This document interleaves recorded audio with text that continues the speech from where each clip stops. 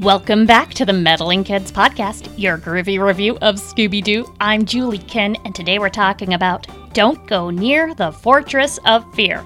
And hey, Meddling Kids, after this, we only have 2 more episodes in Scooby-Doo Where Are You? So hit me up on social media with your ideas on how to celebrate. Next, we'll be going through the new Scooby-Doo movies, and I can't wait. Okay, on to this episode. We see a large castle, presumably the fortress, on a peninsula. 2 tween boys are walking up a steep pathway next to a brick wall. Diego, one of the boys, says, "Hurry up, Pedro. It's almost time for the ghost of General Juan Carlos to appear." There must be a lot of ghosts in this village if they need to be that specific. But Pedro is a spoilsport and he wants to head home. Oh, by the way, they both have pretty offensive stereotypical accents, which I am not going to bother replicating. Diego encourages Pedro not to be scared, and he holds his hand and promises to protect him.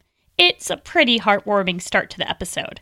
I sure hope these boys don't get hurt by any weird ghost creatures. Evil laughing stops them in their tracks. They see a large Anglo man in medieval military uniform and helmet, and they hug each other and run away. We then see the weird dude light a cannon quite gleefully. And presumably he kills the boys, but we don't know because all we see is a big blast. The scene changes, and now we see the mystery machine being lowered to the ground by crane after returning home to the Americas from the kids' adventures in Italy in A Menace in Venice. Scooby-Doo and his human entourage are watching the mystery machine, while Daphne cavils about their trip to Puerto Rico. Velma's like, "Yep, here it is, Daphne."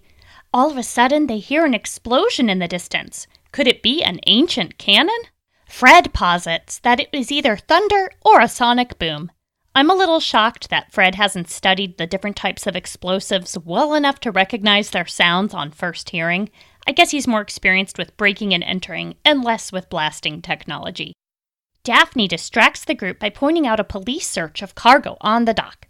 Velma and Fred want to interfere with the investigation, so they drag Daphne along to take a look, while Scooby and Shaggy guard the mystery machine. Shaggy is thrilled with this, as it allows him to sample some fresh pineapple. He chomps into it like an apple without peeling it. By the way, this is how listeners Paul Shomo and Chris Osborne insist they eat kiwis. No comment, but if you want to tell them it's weird, please join our Meddling Kids Podcast and Scooby-Doo discussion group. Scooby wants some pineapple too, but Shaggy got the last one and isn't in a sharing mood. The more I watch Shaggy eat this pineapple, the more I'm convinced that the artists have never eaten fresh pineapple. Because after Shaggy eats the outer spiky part, he then kind of chomps right through the middle core. While Shaggy explains to Scooby why he shouldn't eat any. You know, it's too sour and it's bad for his skin. Scooby accidentally gets caught in a net and then uses a rope to swing back over to Shaggy and swipe what remains of the fruit. This scene takes a couple of minutes, which tells me this ep needed some filler. I'm just hoping there's a chase scene later on with the boys in silly costumes. That's always my fave. One of the police officers is politely telling Fred about a theft that occurred. Fred must have handed over some impressive fake credentials because the police officer says, "It was the crime of the century, senor." Apparently, the local museum was robbed of many important artifacts. The police officer pats a container and says, "These treasures must not be allowed to leave Puerto Rico." And I'm not sure how the cargo he's patting fits into all of this. Was this the stolen treasure or what? Anyway, not really explained. But who can think about that conundrum when we see a lurking dude dressed all in white sneakily listening in? He's thin, menacing, and immaculate. Seriously, who walks around on a dock and keeps their suit and hat a perfect FFFFFF? Little graphics joke from my geek crew out there. What? Velma offers to help the police find the missing artifacts, and the police officer politely refuses her kind offer, insisting that his professional and trained team can take on the search without requiring the help of some foreign teenagers. Velma's all condescending and sarcastic. Okay, good luck. Scooby's running away from Shaggy with the pineapple and hides behind the same crates as the dude dressed all in white. Scooby freaks out, grabs Shaggy, and tries to get him to look at the odd human. What an insult. Can you imagine if some visiting Great Dane pulled its human over just to see how weird you are? I hate when that happens. Fortunately, the dude had walked away, so Shaggy doesn't have to have an awkward interaction explaining his pal's strange behavior. The gang are driving off in the Mystery Machine when they hear another loud boom. Fred thinks it came from the castle in the distance, and he says such a typical Fred statement. It sounded like some kind of explosion. We better check it out.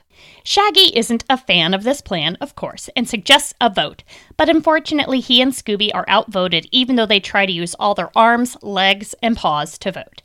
At the castle, Scooby and Shaggy stay outside while the others break into El Moro Fortress, which Velma helpfully tells us is over 400 years old. Shaggy and Scooby check out the view from a turret, and then Scooby accidentally burns his paw, poor woofer, on the hot cannon. Shaggy then burns his finger, verifying if the cannon really is hot. It is. He starts to put together the clues when he's startled out of his train of thought by the sight of the weird general who shouts, "Out of my fortress!" He waves his arms around, raises the roof, and laughs when Scooby and Shaggy run away.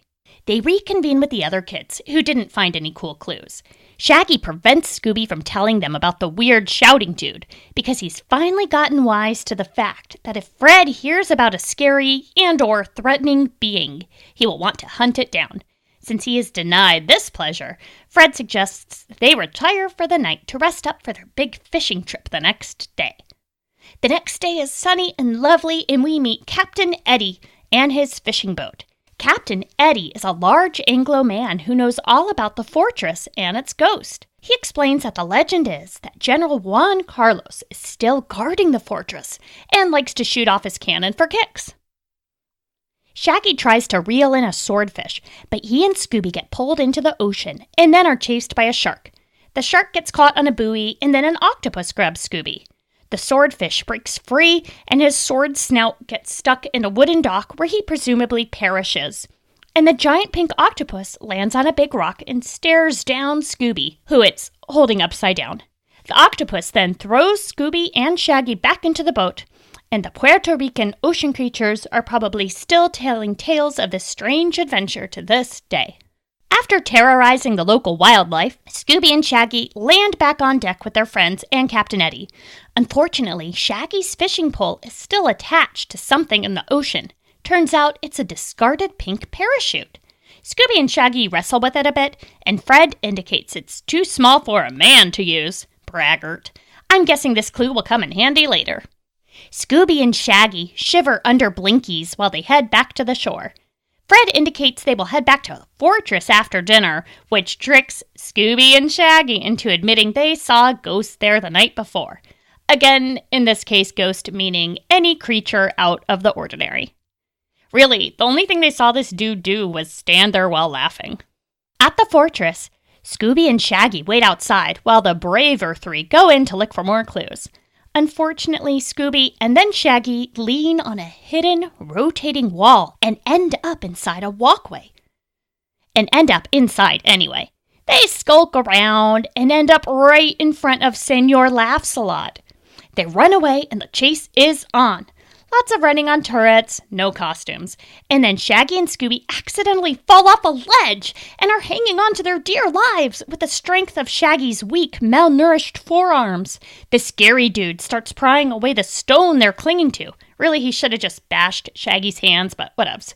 And we break for commercial with our beloved heroes in peril. Hey everyone, this is Toph, host of Gravity Beard, a podcast featuring interviews and discussions on a wide range of topics. In each episode, I'll either interview a special guest, or we'll convene our typical Algonquin roundtable of brilliant minds. Occasionally, we'll even be joined by the host of one of your other favorite podcasts. Then every other week, my buddy Adam stops by for an installment of This Week Today. Whatever we do each week, we promise you'll be entertained. You can find Gravity Beard on Podbean, Apple Podcasts, or anywhere else quality podcasts are sold. And you can always find us and other indie pods in the Underdog Podcast community on Facebook. We're also a member of the Podfix Network. Come check us out. Gravity Beard.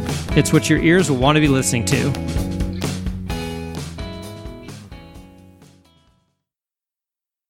Okay, we're back. Fred, Velma, and Daphne arrive in time to see Sir Laughs-A-Lot doing something weird. They don't know he's trying to murder their friends. And by the way, at time marker 12:29, Daphne's head turns backwards. They rush over to get him, and he runs away. Scooby and Shaggy start hollering, and Fred pulls them up. Then Fred does a real Fred move and drives off with the girls in the mystery machine so Velma can do some sleuthing in the Hall of Records. He deliberately leaves Scooby and Shaggy so they can keep an eye on things and continue to process their emotions by confronting their nightmares directly. At the records hall, Velma and the others have woken up an unfortunate municipal librarian in the middle of the night to help them discover why a grown man is laughing in public, which, aside from attempted murder, appears to be his only crime so far. Oh, and I suppose the cannon shooting isn't good either, especially if Pedro and Diego were killed. You know, those young lads from the beginning. Okay, I take it back. He's a bad guy. I'll allow it. Daphne finds an old map that shows a tunnel leading directly from the museum to the fortress. Way to go, Daphne. Unfortunately, the librarian is really cranky about losing sleep for these nosy gringos, and he tells them to scoot.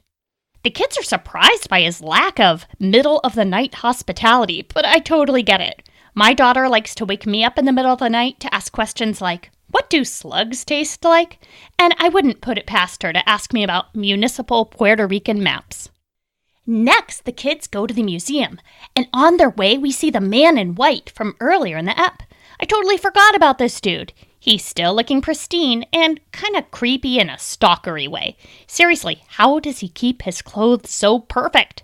He follows them to the museum and continues his espionage. The kids are trying to find the best entry point into the museum when Daphne trips over a cracked piece of pavement, slides into an out-of-order phone booth, and reveals a hidden entrance in the ground. Fred leads the girls down the hole and through a long tunnel underground. The dude in white follows behind them. The kids see a light at the end of the tunnel, and this is not a metaphor this time, but a treasure trove and a lit torch on the wall. There's crates of gold, jewels, and priceless antiquities. Velma finally shows some sense and suggests they all head back to get the police, when all of a sudden part of the ceiling caves in. Fred bravely pulls the girls to safety, and up above we see Scooby and Shaggy startled by the noise and trying to find the source. Their attempts to go up and down staircases are hampered by Sir Laughs-a-Lot, who has one of those tricky levers that turns staircases into slides. We haven't seen such a cool staircase since Season 1, Never Ape and Ape Man. They slide down a staircase, through a trapdoor, and land in a crate full of cannonballs, next to Fred, Velma, and Daphne. Another funny animation mistake, at minute 16:44, Scooby and Shaggy jump into their friends' arms, but they are momentarily outside near a grassy lawn and deciduous trees, and it looks like they're in the Midwest. The next moment, they're all back in the underground tunnel, so this must have been a drug-induced hallucination. A Shaggy hallucination, not a Julie Kin hallucination. Velma is looking for an exit, Fred finds more pink parachutes, and Scooby starts juggling cannonballs. One of them is actually hollow, they discover as it breaks open. Velma finds a way to unlock a secret passage out of the brick wall, but instead of escaping to get police assistance, Fred takes matters into his own hands and uses the junk they found to make a trap. During their stand-up scrum, we see the shadow of the dude in white lurking nearby. Scooby and Shaggy see his silhouette and run away. He reveals himself to the remaining three as Inspector Hernandez of the Puerto Rican police, and he congratulates them on finding part of the missing treasure. His monologue is interrupted by Sir Laughs-a-Lot, swinging in on a rope and heading for the treasure. They chase him, but he runs into Scooby and Shaggy. He climbs up a wall and tricks Inspector H and the big kids into getting trapped in the dungeon. Meanwhile, Scooby sets off the trap that was meant for Sir Laughs-a-Lot, and he's covered by a parachute. But he runs into Sir Laughs-a-Lot. Sir Laughs-a-Lot gets trapped in the parachute with Scooby and all wrapped up in ropes. Shaggy lets the others out of the dungeon, and Inspector Hernandez takes off the mask and reveals that the General of Juan Carlos, Sir Laughs-a-Lot, was actually Captain Eddie, who apparently wasn't satisfied being an 05 and had to imitate an 06. Military joke for my military peeps out there. What? See, this podcast is for all types. In the denouement, we find out that the police had found the rest of the loot on Captain Eddie's boat. He snarls, "Meddling young fools," and I really like this. That'll be my next podcast.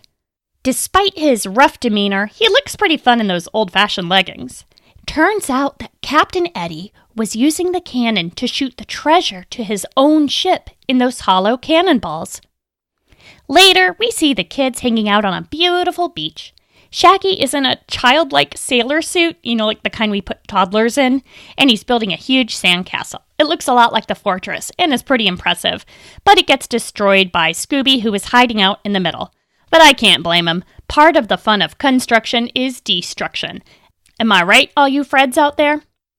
That's the end of the episode today, so I want to give my quick thanks to Dave Sestay for the use of our theme song Night Surfing, to my awesome family, including my husband, who wants to be called Olaf even though that's not his real name, and of course to all you awesome listeners for sharing the show, for listening, and for sharing your theories in the Meddling Kids podcast and Scooby-Doo discussion group, which is moderated by the fabulous, wonderful Tiff. Thanks, Tiff.